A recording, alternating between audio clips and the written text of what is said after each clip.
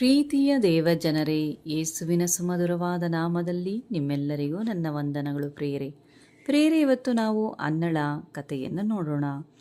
ಅದಕ್ಕೆ ಮುಂಚೆ ನೀವು ಇದೇ ಮೊದಲು ಸಾರಿ ಈ ವಿಡಿಯೋವನ್ನು ನೋಡುವುದಾದರೆ ಸಬ್ಸ್ಕ್ರೈಬ್ ಮಾಡುವುದನ್ನು ಮರೆಯಬೇಡಿ, ಬೆಲ್ ಬಟನನ್ನು ಪ್ರೆಸ್ ಮಾಡಿಕೊಳ್ಳಿ. ಬನ್ನಿ ಪ್ರಿಯರೇ, ವಿಡಿಯೋವನ್ನು ಸ್ಟಾರ್ಟ್ ಮಾಡೋಣ.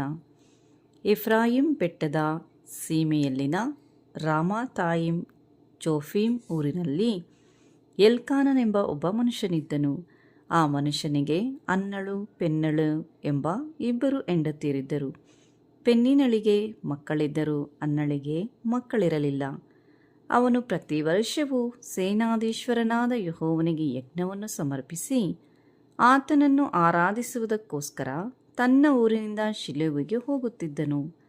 ಅಲ್ಲಿ ಎಲಿಯನ ಮಕ್ಕಳಾದ ಓಫಿ ಫೀನೆಹಾಸ್ ಎಂಬವರು ಯೆಹೋವನ ಯಾಜಕರಾಗಿದ್ದ ಎಲ್ಕಾನನನ್ನು ಯಜ್ಞವನ್ನರ್ಪಿಸಿದಾಗೆಲ್ಲ ತನ್ನ ಹೆಂಡತಿಯಾದ ಪೆನ್ನಿನಳಿಗೂ ಆಕೆಯ ಎಲ್ಲ ಗಂಡು ಹೆಣ್ಣು ಮಕ್ಕಳಿಗೂ ಭಾಗಗಳನ್ನು ಕೊಡುತ್ತಿದ್ದನು.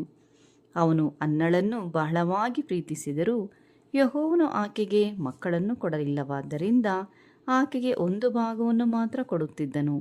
ಇದಲ್ಲದೆ ಆಕೆಯ ಸವತಿಯು ಯೆಹೋವನು ನಿನ್ನನ್ನು ಬಂಜೆಯನ್ನಾಗಿ ಮಾಡಿದ್ದಾನೆ ಎಂದು ಹೇಳಿ ಆಕೆಯನ್ನು ಕೆಣಕಿ ನೋಯಿಸುತ್ತಿದ್ದಳು. ಪ್ರತಿ ವರ್ಷವೂ ಯೆಹೋವನ ಮಂದಿರಕ್ಕೆ ಹೋದಾಗೆಲ್ಲ ಎಲ್ಕಾನನು ಹಾಗೆಯೇ ಮಾಡುತ್ತಿದ್ದನು. ಪೆನ್ನಿನಳು ಆಕೆಯನ್ನು ರೇಗಿಸುತ್ತಿದ್ದರಿಂದಲೂ ಅನ್ನಳು ಒಂದೊಂದು ಸಾರಿ ಊಟವನ್ನು ಮಾಡುವುದನ್ನು ಬಿಟ್ಟು ಅಳುತ್ತಾ ಇರುತ್ತಿದ್ದಳು. ಹೌದು ಪ್ರಿಯರೇ, ಮದುವೆಯಾಗಿ ಕೊಂಚ ದಿವಸದಲ್ಲೇ ಹೆಂಡತಿ ಬಸುರಾಗಿಲ್ಲವೆಂದು ಹೇಳಿ ಮನನೋವು ಮಾಡುವಂತೆ, ಅವಳಿಗೆ ಬೇಜಾರಾಗುವಂತೆ ಮಾತನಾಡಬಾರದು ಪ್ರಿಯರೇ. ಅವರಿಗೆ ನಾವು ತುಂಬ ಪ್ರೀತಿಯಿಂದ ನೋಡಿಕೊಳ್ಳಬೇಕು, ಸಮಾಧಾನವನ್ನು ಹೇಳಬೇಕು ಪ್ರಿಯರೇ. ಅವಳನ್ನು ಪ್ರೀತಿಯಿಂದ ನೋಡಿಕೊಳ್ಳಬೇಕು. ಅದನ್ನು ಬಿಟ್ಟು ಅವಳ ಮನಸ್ಸು ನೋವಾಗುವ ಹಾಗೆ ಮಾತನಾಡಬಾರದು ಪ್ರಿಯರೇ. ಇದೇ ಮಾಡಬೇಕಾದ ಮೊದಲನೆಯ ಕೆಲಸ ಪ್ರಿಯರೇ. ಎಲ್ಕಾನನು ಕೂಡ ದೇವರಲ್ಲಿ ಭಯಭಕ್ತಿ ಇರುವ ಮನುಷ್ಯನಾಗಿದ್ದನು. ಆದ್ದರಿಂದ ಅನ್ನಳನ್ನು ತುಂಬ ಪ್ರೀತಿಸುತ್ತಿದ್ದನು. ಹಾಗಾದರೆ ಪ್ರಿಯರೇ, ಯಾವ ಸ್ತ್ರೀ ಕೂಡ ಬಂಜೆಯಾಗಿದ್ದಾಳೆ ಎಂದು ತಿಳಿದು ದುಃಖಪಡಿಸಬೇಡಿ. ದೇವರು ದಯಪಾಲಿಸಿದ ಹೊರತು ಅವರು ಗರ್ಭವತಿಯಾಗಲು ಸಾಧ್ಯವಿಲ್ಲ ಪ್ರಿಯರೇ. ಆದರೂ ಕೂಡ ಈಗಿನ ಕಾಲದಲ್ಲಿ ಬಂಜೆಯಾಗಿದ್ದಾಳೆಂದು ತಿಳಿದು ಅವರನ್ನು ಕೆಟ್ಟ ದೃಷ್ಟಿಯಿಂದ ನೋಡುತ್ತಾರೆ.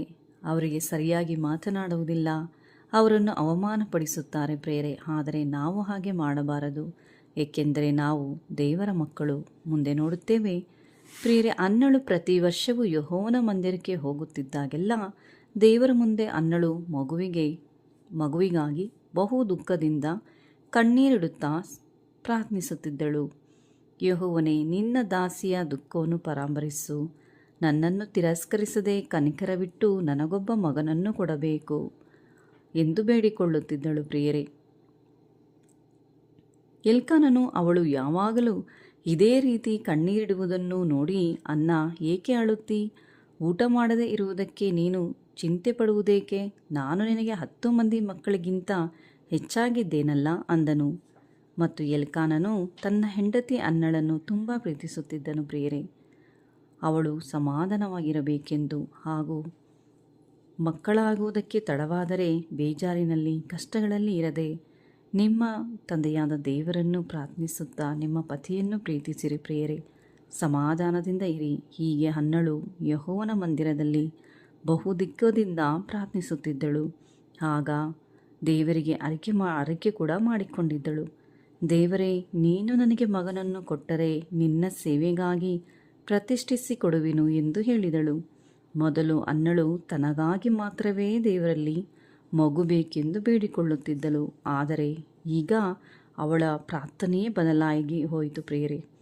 ಬಂಜೆ ಎಂದು ತಿಳಿದ ಅನ್ನಳು ಮನಸ್ಸು ನೋವಾಗುವ ಹಾಗೆ ಮಾತನಾಡಿದ್ದರಿಂದ ಅವಳು ದೇವರಲ್ಲಿ ಪ್ರಾರ್ಥಿಸುತ್ತಾ, ದೇವರೇ, ನೀವು ನನಗೆ ಒಂದು ಮಗನನ್ನು ಕೊಟ್ಟರೆ ನಿನ್ನ ಸೇವೆಗಾಗಿ ಅದನ್ನು ಯಾವಾಗಲೂ ನಿಮ್ಮ ಮಂದಿರದಲ್ಲಿ ಬಿಡುತ್ತೇನೆ ಎಂದು ದೇವರಲ್ಲಿ ಅರಿಕೆ ಮಾಡುತ್ತಾಳೆ ಪ್ರಿಯರೇ. ಇದೇ ದೇವರು ಕೂಡ ನೆನೆಸಿರಬಹುದಲ್ಲವೇ? ಅನ್ನಳು ತನಗಾಗಿ ಮಾತ್ರವೇ ಮಗು ಬೇಕೆಂದು ಕೇಳದೆ ದೇವರ ಸೇವೆಗಾಗಿ ಅವಳು ಯಾವಾಗ ಮಗುವನ್ನು ತಂದೆಯಾದ ದೇವರ ಬಳಿಯಲ್ಲಿ ಕೇಳುತ್ತಾಳೋ ದೇವರು ಅವಳಿಗೆ ಮಗುವನ್ನು ಕೊಡಬೇಕೆಂದು ಅಂದುಕೊಂಡಿರಬಹುದು. ಹೌದು ಪ್ರಿಯರೇ, ಯಾಕೆಂದರೆ ಈ ಕಾಲದಲ್ಲಿ ದೇವರ ಸೇವೆಗೆಂದು ಒಂದು ಮಗುವನ್ನು ಕೂಡ ದೇವರಿಗೆ ಸಮರ್ಪಿಸುವುದಿಲ್ಲ. ಮಕ್ಕಳನ್ನು ಹಡೆದರೆ ಡಾಕ್ಟರ್ ಮಾಡುತ್ತೇನೆ, ಇಂಜಿನಿಯರ್ ಮಾಡುತ್ತೇನೆ ಎಂದು ಹೇಳಿ ಬಿಡುತ್ತಾರೆ. ಆದರೆ ಸತ್ಯವನ್ನು ತಿಳಿದಂಥ ನಾವು 2 ಅಥವಾ 3 ಮಕ್ಕಳಿದ್ದರೆ ಒಂದು ಮಗುವನ್ನು ದೇವರ ಸೇವೆಗೆಂದು ಪ್ರತಿಷ್ಠಿಸಬೇಕೆಂದು ತಿಳಿದುಕೊಳ್ಳಬೇಕು. ಯಾಕೆಂದರೆ ಅಳಿದು ಹೋಗುವಂಥ ಆತ್ಮಗಳಿಗೆ ದೇವರ ಸುವಾರ್ತೆಯನ್ನು ಹೇಳಿ ಮನಪರಿವರ್ತನೆ ಮಾಡಿಸಿ ಅವರನ್ನು ಸರ್ವಶಕ್ತನಾದ ದೇವರ ಕಡೆಗೆ ತಿರುಗಿಸಿಕೊಳ್ಳುವುದಕ್ಕೆ ಪ್ರಿಯರೇ, ಪರಲೋಕದ ರಾಜ್ಯದೆಡೆಗೆ ಸೇರಿಸುವಂತೆ ದೇವರಲ್ಲಿ ಭಯಭಕ್ತಿಯಿಂದ ಜೀವಿಸಿ ನಮಗೂ ನಮ್ಮ ದೇಶಗಳಿಗೂ ಕುಟುಂಬಗಳಿಗೂ ಆಶೀರ್ವಾದ ವ್ಯಕ್ತಿಗಳಾಗಿ ಬಾಳಿ ಬದುಕುವುದಕ್ಕಾಗಿ ದೇವರ ಅನುಗ್ರಹವನ್ನು ಪಡೆಯೋಣ ಪ್ರಿಯರೇ. ಆದ್ದರಿಂದ ನಮ್ಮ ಒಂದು ಮಗುವಾದರೂ ದೇವರ ರಾಜ್ಯಕ್ಕಾಗಿ ಅವರು ಸೇವೆಗೆಂದು ಒಪ್ಪಿಸುವ ಮೂಲಕ ದೇಶಕ್ಕೆ, ರಾಜ್ಯಕ್ಕೆ, ಪಟ್ಟಣಕ್ಕೆ ಆಶೀರ್ವಾದ ಉಂಟಾಗುತ್ತದೆ. ಇದರಿಂದ ನಮ್ಮ ಕುಟುಂಬದಲ್ಲಿ ಸರ್ವಶಕ್ತ ದೇವರಾದ ಆಶೀರ್ವಾದ ಉಂಟಾಗುತ್ತದೆ. ಮತ್ತು ಹನ್ನಳು, ದೇವರೇ, ನಿನಗಾಗಿಯೇ ಒಂದು ಮಗುವನ್ನು ಸೇವೆಗೆಂದು ಕೊಡುತ್ತೇನೆಂದು ಮನಸ್ಸಿನಲ್ಲಿ ಪ್ರಾರ್ಥನೆ ಮಾಡಿ ಮನೆಗೆ ಹಿಂದಿರುಗಿ ಹೋದಾಗ ಎಲ್ಕನನ್ನು ಹನ್ನಳಿಗೆ ಸಮಾಧಾನದಿಂದ ಕರೆದುಕೊಂಡು ಹೋದನು. ದೇವರು ನಿನ್ನ ಪ್ರಾರ್ಥನೆಯನ್ನು ನೆರವೇರಿಸಲಿ ಎನ್ನಲು ಹನ್ನಳು ಎಲಿಯನಿಗೆ, ನಿನ್ನ ದಾಸಿಯ ಮೇಲೆ ಕಟಾಕ್ಷವಿರಲಿ ಎಂದು ಹೇಳಿ ಹೊರಟು ಹೋಗಿ ಊಟ ಮಾಡಿ, ಆಮೇಲೆ ಆಕೆಯು ಮುಖದಲ್ಲಿ ದುಃಖವೂ ಕಾಣಲಿಲ್ಲ. ಹಾಗಾದರೆ ಮನಪೂರ್ವಕವಾಗಿ ಪ್ರಾರ್ಥನೆ ಮಾಡಿದ ಮೇಲೆ ನಂಬಬೇಕು ಪ್ರಿಯರೇ, ದೇವರು ನನ್ನ ಪ್ರಾರ್ಥನೆ ಕೇಳಿದ್ದಾರೆ ಎಂದು. ಮುಂದೆ ನೋಡುತ್ತೇವೆ ಪ್ರಿಯರೇ, ಎಲ್ಕಾನನು ತನ್ನ ಹೆಂಡತಿಯನ್ನು ಜೊತೆ ಸೇರಲು ಹನ್ನಳು ಯೆಹೋವನ ಅನುಗ್ರಹದಿಂದ ಗರ್ಭಿಣಿಯಾಗಿ ದಿನ ತುಂಬಿದ ಮೇಲೆ ಒಬ್ಬ ಮಗನನ್ನು ಹೆತ್ತಳು. ಯೆಹೋವನ ದಯೆಯಿಂದ ಪಡೆದುಕೊಂಡ ಮಗನಿಗೆ ಸಾಮುವೇಲನೆಂದು ಹೆಸರಿಟ್ಟಳು.